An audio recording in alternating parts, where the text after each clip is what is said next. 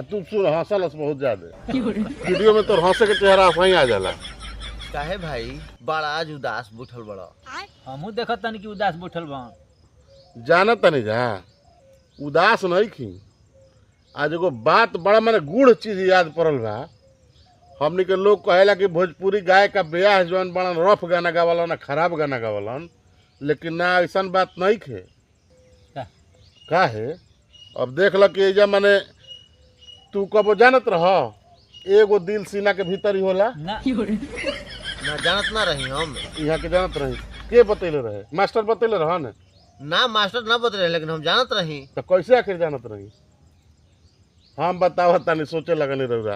अच्छा जानत तनी एगो उहे ब्यास जब गाना गइलन कि एक ही गो दिल रहे सीना के भीतरिया, एक ही गो दिल रहे सीना के भीतरिया, उहो दिल लागल दोसरा से। वो ब्यास ना बतैतन काहे तल हमनी के जानत था कि एगो दिल सीना के भीतरी बा। तो बुझा गइलू।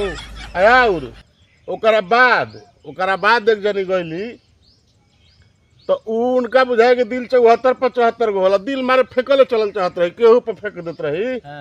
तो लास्ट में उनका एक दिन दिल टूट गइल। वो कैसे? केहू पर दे देली दिल, वह दिल टूट गइल।